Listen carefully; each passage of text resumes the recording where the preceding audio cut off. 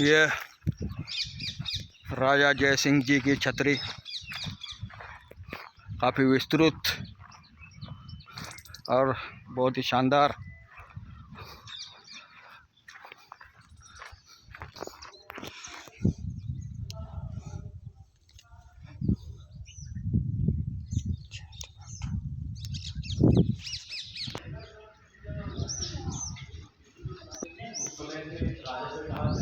उज्जैन में बनाना उज्जैन अच्छी हुई। उससे पहले मतलब आटो टेंडर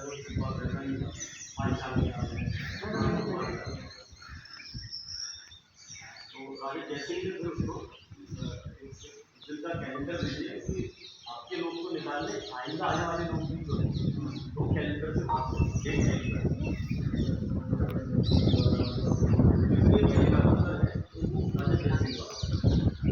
क्या व्यवस्था है सर? जो मतलब सूरज की रोशनी के हिसाब से समय बताया है। हम लोग समय कैलकुलेट करते हैं, इंडियन स्टैंडर्ड टाइम उसी के हिसाब से कैलकुलेट करते हैं। सूरज के ढलने के हिसाब से इंडियन टाइम उसके हिसाब से इंटरनेशनल स्टैंडर्ड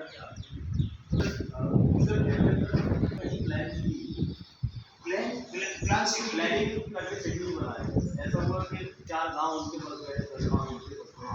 ऐसा कोई शहर नहीं था जिसमें एक मीटर में ऐसा कोई शहर नहीं था जिसमें प्रॉपर ड्रेनेज सिस्टम रहा हो, पब्लिक के नहाने की जगह हो, बाहर से कोई व्यापारी रहने की जगह, प्लानिंग के हिसाब से जंगली बन था। तो अपने हिसाब से लोगों ने 4 घर बना दी, 4 घर बना दी। राजा जैसे ही ये किया कि उन्होंने कहा एक पूरा सिटी बना दिया और वो साम्यवाद की प्रिंसिपल पे बेस्ड होता है।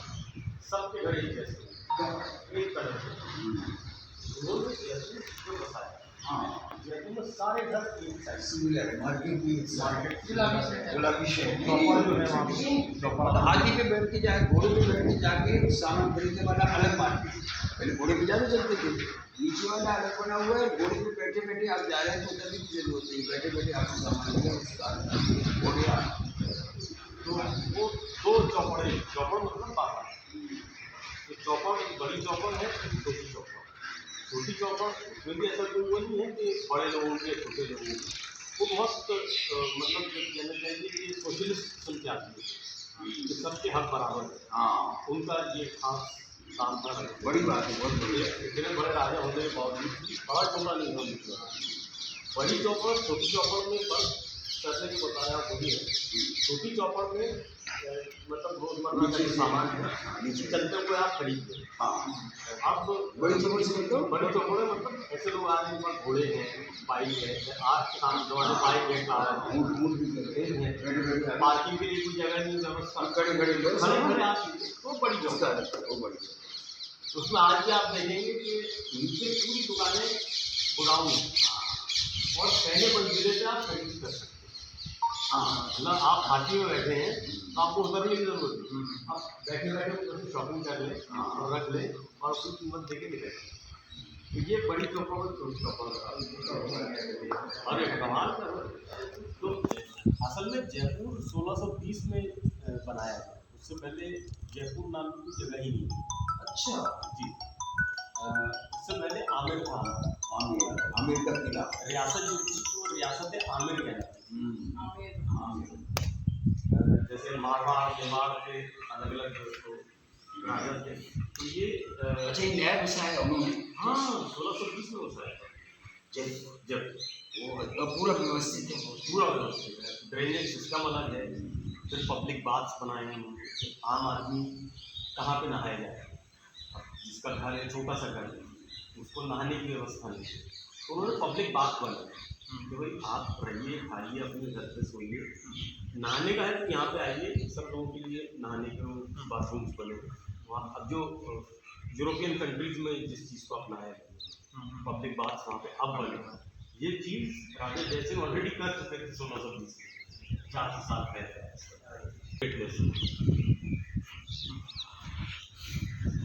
उनके बेटे के नाम से वहाँ पर रामबाग पैलेस है जयपुर में। क्या नाम था? रामबाग, राम सिंह नाम था उनके नाम से रामबाग पैलेस है। और उन्हीं की फैमिली से अच्छा, ये हाँ आगे का बताइए कि यहाँ कैसे आना हुआ उनका आने ये का कैसे हुआ? आने की वजह ये थी सर कि मतलब कहाँ से आए थे, कोई जगह कैसे इनको? उसकी बड़ी ड्रामेटिक कहानी है। लंबा है।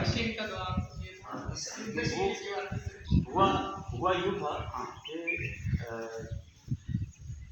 शाहजहां की मदर जो थी तो उनका नाम था रानी राव गोसाईबाई, रानी राव गोसाईबाई जो कि जोधा राजपूत, जोधपुर की राजपूत। नहीं, जोधाबाई उनकी मानसिंह की बहन थी, मतलब उनकी हम मानसिंह जोधाबाई वो नगर थी। हाँ ये जोध नहीं जोधपुर अपने जो इनकी मदर जो थी शाहजहां की जो मदर थी तो वो राजपूत थी।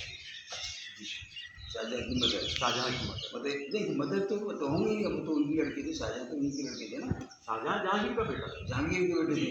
अच्छा, और इनकी गोसाईबाई जो थी वो शाहजहां की बीवी थी। हाँ शाहीबाई, शाही जो उनकी मतलब पटरानी थी हाँ तो वो शाही गोसाईबाई थी। शाहीबाई नाम, गोसाईबाई गोसाईबाई थी, हाँ ठीक है। जो कि जोधपुर के राजा की बेटी थी। अच्छा, और राजा जयसिंह जो थे तो इनके भाई थे गोसाईबाई। गोया के शाहजहां के मामा हुए, औरंगजेब के नाना हुए। तो मामा और नाना का एक रुतबा रहता है, असर रहता है। अब हुआ यूँ कि औरंगजेब अपनी आखिरी उम्र में शिवाजी महाराज से बहुत परेशान था और वो हर मुमकिन कोशिश करता था कि शिवाजी महाराज को किसी तरह से मतलब कैद कर लें, उनको पकड़ के लें।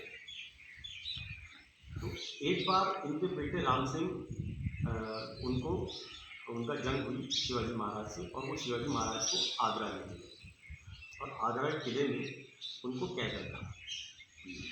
अब ये हुआ कि कई साल वो आगरा के किले में कैद रहे और एक मशहूर वाक़या हुआ कि फलों की टोकरी में बैठ के शिवाजी महाराज वहाँ से आगरा के किले से चले। ये तो हो चुके चले गए थे, मतलब वहाँ से जीजाबाई मदद उन्होंने निकाला। और बड़ी बड़ी प्लानिंग थी। ये कोई हिंदू मुस्लिम पहला कहानी, क्योंकि यहाँ पे आधा फुल हिंदू आधा फुल मुसलमान था। मतलब शाही खानदान की आप मुगलों का खानदान आप आधा फुल तो हिंदू था ना, आधा फुल मुस्लिम था। तो जब शिवाजी महाराज चले गए वहाँ से, उस समय वहाँ का पहरा ले रहे थे राम सिंह, राजा जयसिंह के बेटे आगरा के।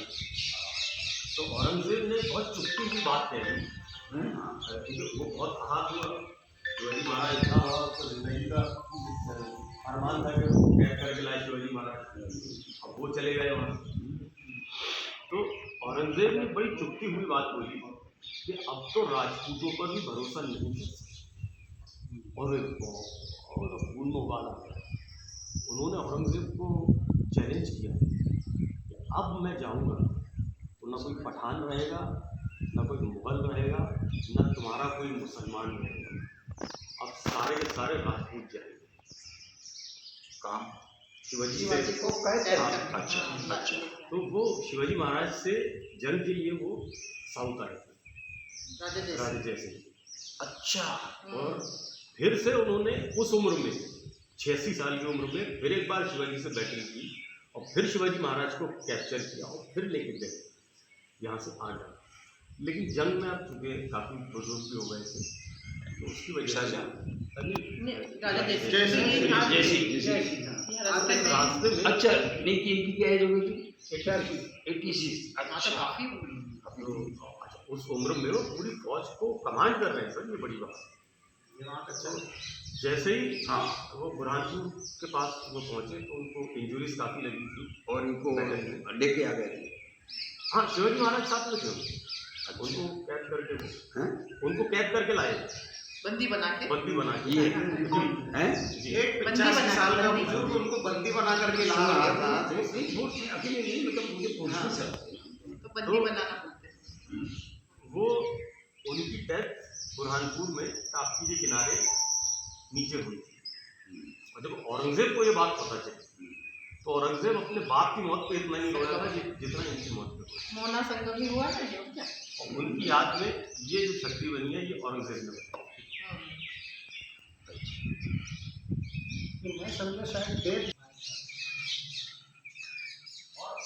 ताप्ती और मोहना का ये संगम दिख रहा है, इसे देखते हैं। तो इसी किनारे राजा जयसिंह की मौत हुई थी और औरंगजेब ने ये छतरी बनाई थी।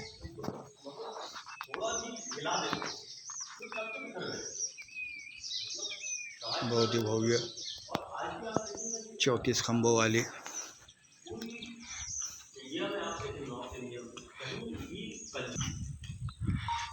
हमारे राजस्थान से वो तो मेरा ताल्लुक भी जयपुर से है। चलिए बहुत बढ़िया है। बोलो राजा जी जय आइए भैया।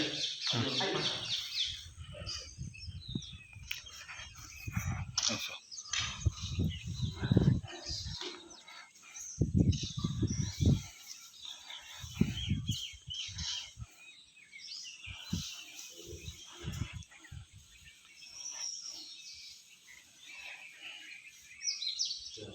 सर ऐसे बैठ जाए फोटो बड़ा अच्छा है। हाँ बैठिए, उधर चेहरा करें, हाथ भी जोड़ ले।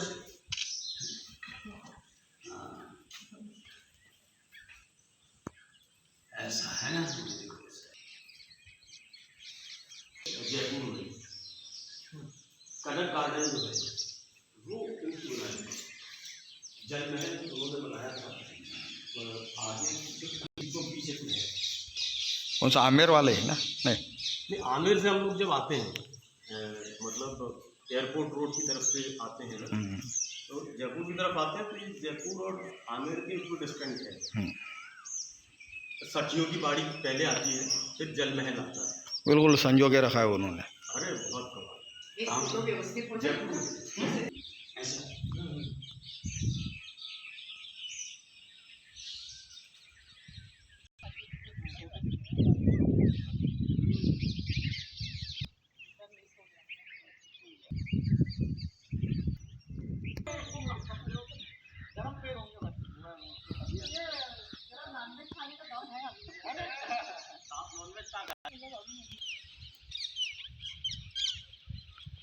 आ जाए।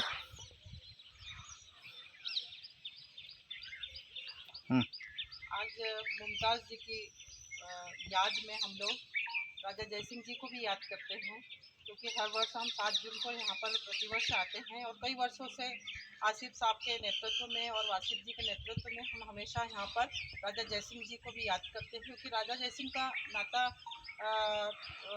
शाहजहाँ से रहा है और उनके बैटल में भी रहा है, उनके साथ युद्ध भी लड़े, उन्होंने जीते भी हैं और उनकी दोस्ती भी रही है। और शाहजहाँ साहब ने उन्हीं की याद में यहाँ पर एक बुरहानपुर में, क्योंकि उनकी यहाँ पर युद्ध से शिवाजी से युद्ध किया था, तो वो जब लौटते वक्त उन्होंने यहाँ पर प्राण त्यागे थे ताप्ती मैया के किनारे, तो उनकी याद में शाहजहाँ यहाँ पर उनकी छतरी बनाई है और उनको ऑनर किया है और हम सब उसी की याद में यहाँ पर आते हैं, प्रतिवर्ष आते हैं, उनको याद करते हैं।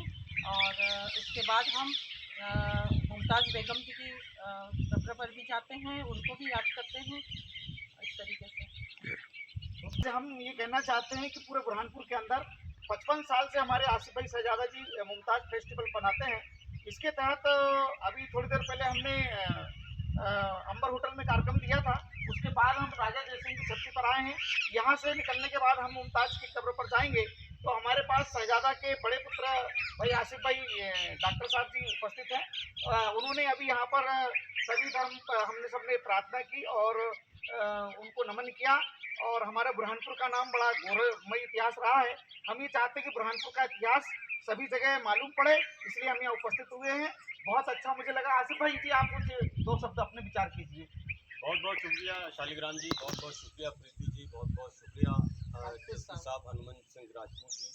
मैं आप सभी का आभार करता हूं कि आप लोग अपनी इतनी परेशानियों के बावजूद भी, इतनी मसरूफियत के बावजूद भी यहाँ पर तशरीफ़ लाए।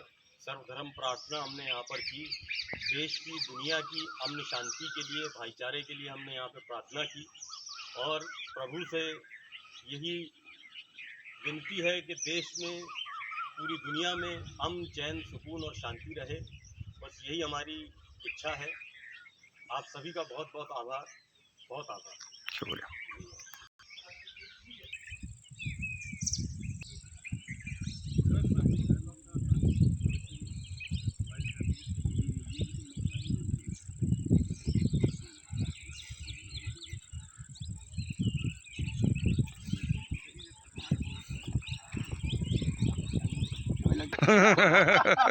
क्योंकि मैं वो देती हूँ ना, स्पीच वगैरह कुछ भी देती हूँ।